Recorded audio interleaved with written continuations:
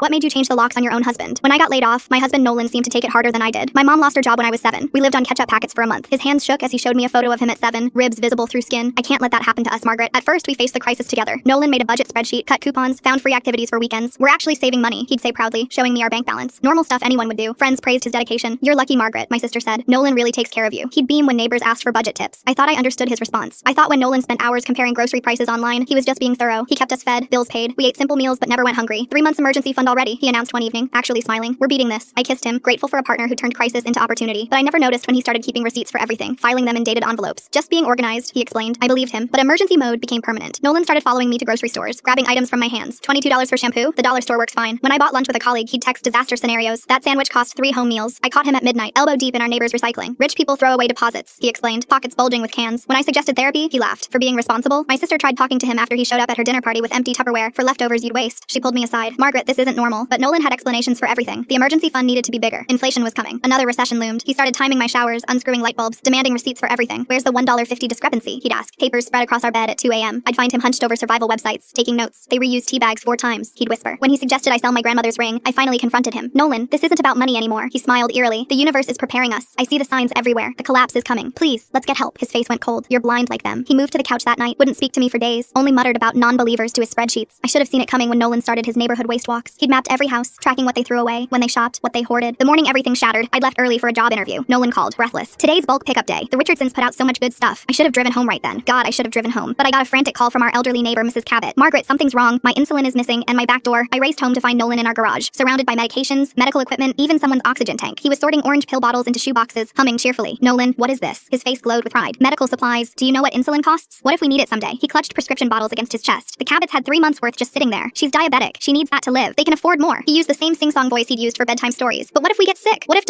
He grabbed my wrists. I watched a woman die. She was rationing insulin. Just collapsed at the bus stop, foam at her mouth because she couldn't afford. You're killing them right now. That's when I saw Mr. Cabot stumbling across our lawn. Mrs. Cabot holding him up, his face the color of wet cement. Please, she sobbed. He needs his insulin. He's going into shock. Nolan's fingers turned white around the medication. No, these are ours. We were smart enough to take them. I lunged for the insulin. Nolan shoved me hard into the metal shelving. You never went to bed with your stomach eating itself. You never watched your mother count out pills, choosing which ones to skip. The Cabots were calling 911. Mr. Cabot now crumpled on our driveway. Nolan started stacking stolen goods against the garage door. When everyone's starving, when the stores are empty, you'll thank me. You'll beg me to forgive you. When the paramedics arrived for Mr. Cabot, Nolan tried to block them. Those are our supplies. It took 3 officers to pin him down as he thrashed and screamed about the coming collapse, about Darwin, about how prepared people survive. Nolan got 2 years. Mr. Cabot barely survived. During prison visits, Nolan draws supply maps on napkins. I've learned so much here about trading, about making weapons from nothing. When I get out, we'll be ready. Last week, he sent a letter rating our neighbors by vulnerability. I heard a new couple moved into the neighborhood. I wonder if they keep their garage unlocked.